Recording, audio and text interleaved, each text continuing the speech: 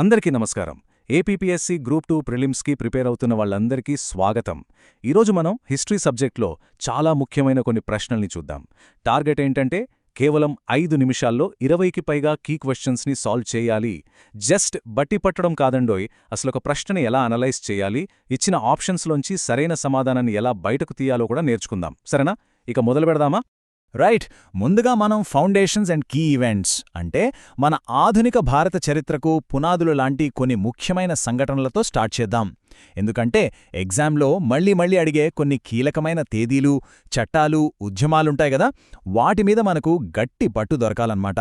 So let's start with that. Okay, first question చూడండి. 1853లో ఇండియాలో మొదటి ప్యాసింజర్ రైలు ఏ స్టేషన్ల మధ్య నడిచింది? చాలా బేసిక్ క్వశ్చన్, కానీ చాలా ఇంపార్టెంట్. సరైన సమాధానం ఆప్షన్ బి, బొంబై మరియు థానే. ఇది ఎవరి కాలంలో జరిగిందో కూడా గుర్తుపెట్టుకోవాలి, లార్డ్ డల్హౌజీ. ఇది కేవలం ఒక రైల్వే లైన్ వేయడం మాత్రమే కాదు, ఇండియాలో ట్రాన్స్పోర్ట్లో ఒక పెద్ద విప్లవమన్నమాట. దీనివల్ల బ్రిటిష్ వాళ్లకి అడ్మినిస్ట్రేషన్, ఎకానమీ, ఇంకా మిలిటరీ కంట్రోల్ అన్నిటిపైన వాళ్ల పట్టు ఇంకా బలపడింది. నెక్స్ట్ క్వశ్చన్, సతీ సహగమనాన్ని చట్టబద్ధంగా ఎప్పుడు రద్దు చేశారు? చాలా కీలకమైన ప్రశ్న. దీనికి కరెక్ట్ ఆన్సర్ ఆప్షన్ బి, 1829. ఇక్కడ మనం కేవలం సంవత్సరం గుర్తుపెట్టుకుంటే సరిపోదు, దీని వెనక ఉన్న రియల్ హీరోస్ ఎవరో కూడా తెలియాలి.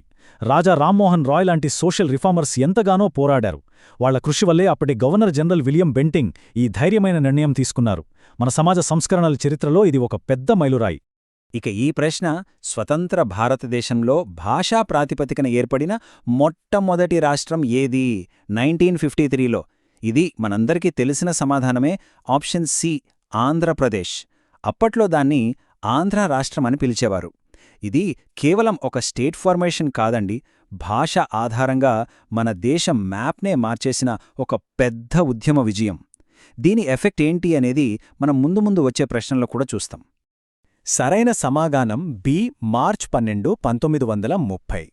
గాంధీజీ ఉప్పుపై పన్నుకు వ్యతిరేకంగా సబర్మతి ఆశ్రమం నుంచి దండికి ఈ యాత్రను మొదలుపెట్టారు. చూడండి, ఉప్పు అనేది ప్రతి సామాన్యుణ్ణి ప్రభావితం చేసే విషయం. అందుకే దాన్యొక పవర్ఫుల్ సింబల్గా వాడుకున్నారు.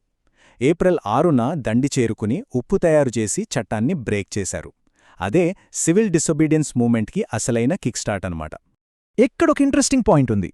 మన ఇండిపెండెన్స్ని అస్సలిష్టపడని విన్స్టన్ చర్చిల్ ప్రపంచ యుద్ధంలో హీరో అయినా 1945 ఎలక్షన్స్లో ఓడిపోయారు. అప్పుడు పవర్లోకి వచ్చిన లేబర్ పార్టీ లీడర్ బి, క్లెమెంట్ యాట్లీ భారతదేశానికి స్వాతంత్ర్యమివ్వడానికి చాలా పాజిటివ్గా ఉన్నారు. So correct answer Attlee. చూసారా, మనం ఇంతకుముందు మాట్లాడుకున్నట్టు ఆంధ్ర రాష్ట్రం ఏర్పడ్డాక దేశవ్యాప్తంగా భాషాప్రయుక్త రాష్ట్రాల కోసం డిమాండులు బాగా పెరిగిపోయాయి. వాటిని పరిశీలించడానికే గవర్నమెంట్ ఫజల్ అలీ కమిషన్ను వేసింది. కాబట్టి చైర్మన్ ఎవరంటే డి, ఫజల్ అలీ. ఇక్కడ గుర్తుంచుకోవాల్సిన ఇంకో విషయమేంటంటే ఆప్షన్ ఏ, ఫనిక్కర్ మరియు బి, కుంజురు కూడా ఈ కమిషన్లో మెంబర్సే, కానీ చైర్మన్ మాత్రము ఫజల్ అలీ. ఆ భయంకరమైన దుర్ఘటన తర్వాత కేవలం కంటితుడుపు చర్యగా బ్రిటిష్ ప్రభుత్వం ఒక ఎంక్వైరీ కమిటీ వేసింది. దాని పేరే బి, హంటర్ కమిటీ. ఈ కమిటీ రిపోర్ట్ ఏం చేసిందంటే జనరల్ డయర్ను జస్ట్ ఉద్యోగంలోంచి తీసేసి చేతులు దులుపుకుంది. ఇది భారతీయుల్లో కోపాన్ని మరింత పెంచిందంతే. ఆజాద్ హింద్ ఫౌజ్ సైనికుల మీద జరిగిన ట్రయల్స్ కేవలం ఒక కోర్ట్ ప్రొసీడింగ్ కాదు, అది ఒక నేషనలిస్ట్ డెమాన్స్ట్రేషన్. బ్రిటిష్ వాళ్లు వాళ్ల అధికారానికి సింబలైన ఎర్రకోట ఢిల్లీలో ఈ విచారణలు జరిపారు. కాని సీన్ రివర్స్ అయింది. దేశం మొత్తం ఆ ఐఎన్ఏ హీరోలకు సపోర్టుగా నిలబడింది. ఆ ప్రదేశానికి ఉన్న ప్రాముఖ్యత అది.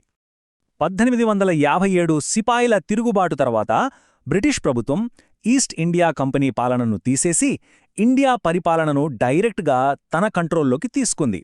ఈ మార్పులో భాగంగా బ్రిటిష్ క్యాబినెట్లో ఇండియా వ్యవహారాల కోసం ఒక కొత్త పదవిని క్రియేట్ చేశారు.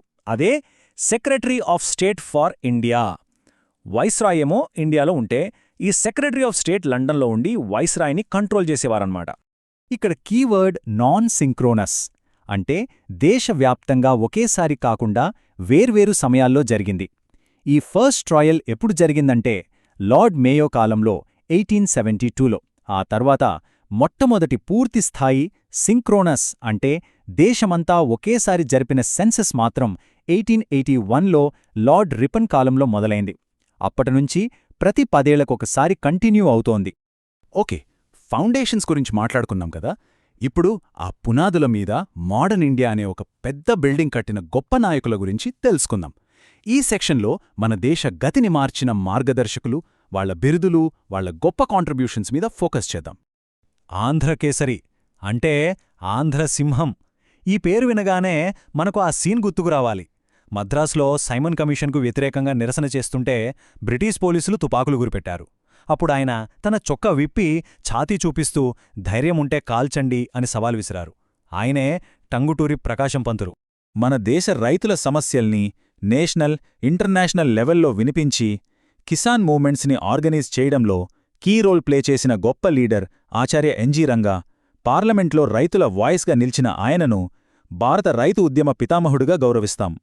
బెంగాల్లో సోషల్ రీఫార్మ్స్కి ఈశ్వరచంద్ర విద్యాసాగర్ ఎలాగో, ఆంధ్రదేశంలో సాంఘిక దురాచారాలపై, ముఖ్యంగా వితంతువుల సమస్యలపై పోరాడిన అపర విద్యాసాగర్ మన బి. కందుకూరి వీరేశలింగం పంతులు. అందుకే ఆయనను దక్షిణదేశ విద్యాసాగర్ అని మనం గర్వంగా పిలుచుకుంటాం. ఈ కంపారిజన్ ఆయన ప్రాముఖ్యతను మనకు చెప్తుంది. 1942 క్విట్ ఇండియా మూవ్మెంట్ టైంలో గాంధీజీతో సహా టాప్ లీడర్స్ అందరినీ అరెస్ట్ చేసేశారు. అప్పుడు ఉద్యమం ఆగిపోకుండా కొంతమంది ధైర్యంగా ముందుకొచ్చి సీక్రెట్గా నడిపించారు. వాళ్ళలో ముఖ్యమైన వ్యక్తి బొంబాయిలోని గవాలియా ట్యాంక్ మైదానంలో భయం లేకుండా జాతీయ జెండా ఎగరేసిన ధీరవనిత అరుణా అసఫ్ అలీ. అందుకే ఆమెను 1942 ఉద్యమ వీరనారిగా పిలుస్తారు. మనం ఇందాక మాట్లాడుకున్న ఆంధ్ర రాష్ట్ర ఏర్పాటు వెనుక ఉన్న త్యాగమిది. ప్రత్యేక రాష్ట్రం కోసం తన ప్రాణాలనే పణంగా పెట్టి 56 రోజులపాటు ఆమరణ నిరాహార దీక్ష చేసి అమరుడైన మహనీయుడు పొట్టి శ్రీరాములు. ఆయన ఆత్మార్పణే కేంద్ర ప్రభుత్వాన్ని కదిలించింది, చివరికి ఆంధ్ర రాష్ట్ర ఏర్పాటు ప్రకటనకు దారితీసింది. రైట్, ఇప్పుడు మనం లాస్ట్ అండ్ మోస్ట్ ఇంట్రెస్టింగ్ సెక్షన్కొచ్చేశాం. ఈ ఆడ్ వన్ అవుట్ ప్రశ్నలు మీ మెమరీని మాత్రమే కాదు, మీ అనలిటికల్ అండ్ లాజికల్ థింకింగ్ను కూడా టెస్ట్ చేస్తాయి. ఇక్కడ టాస్క్ ఏంటంటే, ఇచ్చిన ఆప్షన్స్లో ఉన్న ఒక కామన్ పాయింట్ని కనిపెట్టి దానికి సూట్ అవ్వని దాన్ని పక్కకు తీయాలి. ఇక్కడ మనం చూడాల్సిన లాజిక్ సైద్ధాంతిక వర్గం. లాలా లజ్పతి రాయ్, బాలగంగాధర్ తిలక్ మరియు బిపిన్ చంద్రపాల్, ఈ ముగ్గుర్నీ కలిపి లాల్ బాల్ పాల్ అంటారు. వీళ్ళు అతివాదత్రయం, పూర్తి స్వాతంత్ర్యం కోసం పోరాడారు. కాని గోపాలకృష్ణ గోఖలే ఒక ప్రముఖ మితవాద నాయకుడు. ఆయన రాజ్యాంగ సంస్కరణల ద్వారా స్వాతంత్ర్యం కావాలన్నారు. కాబట్టిక్కడ భిన్నమైన వ్యక్తి గోఖలే. క్యాబినెట్ మిషన్ ఉద్దేశం ఏంటి? పవర్ ట్రాన్స్ఫర్ ప్లాన్ని డిస్కస్ చేయడం. ఇదొక 3 సభ్యుల కమిటీ. పెతిక్ లారెన్స్ చైర్మన్, క్రిప్స్ మరియు అలెగ్జాండర్ సభ్యులు. మరి డి. లార్డ్ మౌంట్ బ్యాటన్ సంగతేంటి? ఆయన ఈ మిషన్ తర్వాత 1947లో ఇండియాకి చివరి వైస్రాయ్గా వచ్చి దేశ విభజనను, అధికార మార్పిడిని చూసుకున్నారు. కాబట్టి ఆయన ఈ మిషన్లో సభ్యుడు కాదు. ఇక్కడ మనం చూడాల్సిన కామన్ పాయింట్ తిరుగుబాటు స్వభావం. సంతాల్, ముండా మరియు రంపా తిరుగుబాట్లు, ఈ 3 కూడా వాళ్ల అటవీ హక్కుల కోసం బయటివాళ్ల దోపిడీకి వ్యతిరేకంగా జరిగిన మేజర్ గిరిజన తిరుగుబాట్లు. కాని పబ్నా తిరుగుబాటు అనేది బెంగాల్లో జమీందార్లకి వ్యతిరేకంగా జరిగిన ఒక రైతు ఉద్యమం. కాబట్టి భిన్నమైనది పబ్నా తిరుగుబాటు. ఇది చాలా సింపుల్ క్వశ్చన్. ప్రార్థనా సమాజ్ అనేది ఒక సంఘ సంస్కరణ ఉద్యమం. సంస్కరణ అంటే ఏంటి? పాత చెడు ఆచారాలను తీసేయడం, కుల వ్యవస్థను వ్యతిరేకించడం, మహిళా విద్య, వితంతు పునర్వివాహం అన్నీ మంచి సంస్కరణలే. కాని సతీ సహగమనాన్ని ప్రోత్సహించడం అనేది ఒక దురాచారాన్ని సపోర్ట్ చేయడం లాంటిది. ఇది సంస్కరణకు కంప్లీట్గా ఆపోజిట్. సో ఇదే ఆడ్ వన్ అవుట్. ఇక్కడ లాజిక్ ఏంటంటే 1857 తిరుగుబాట్లో యాక్టివ్ మిలిటరీ లీడర్షిప్. బీహార్ నుంచి కున్వర్ సింగ్, ఝాన్సీ నుంచి రాణి లక్ష్మీబాయ్, కాన్పూర్ నుంచి నానాసాహెబ్, వీళ్లంతా ఆ తిరుగుబాట్లో డైరెక్ట్గా ఫైట్ చేసిన యోధులు. కాని దాదాబాయ్ నౌరోజీ ఒక గొప్ప పొలిటీషియన్, ఎకోనామిస్ట్. ఆయన పోరాటం వేరే. అది రాజకీయ, ఆర్థిక రంగాల్లో తిరుగుబాటు జరిగిన చాలా కాలం తర్వాత మొదలైంది. సో ఆయనే ఇక్కడ భిన్నమైన వ్యక్తి. ఒకటి గుర్తుపెట్టుకోండి, సక్సెస్ అనేది ఒక్క రోజులో రాదు. ఇలా రోజు కొన్ని ప్రశ్నలు ప్రాక్టీస్ చేయడం, వాటి వెనక ఉన్న కాన్సెప్టును అర్థం చేసుకోవడం, ఇలాంటి చిన్న చిన్న ప్రయత్నాలే రేపు ఎగ్జామ్లో మీకు పెద్ద విజయాన్నందిస్తాయి. మీ ప్రిపరేషన్లో అంతా మంచే జరగాలని మనస్ఫూర్తిగా కోరుకుంటున్నాను. All the best.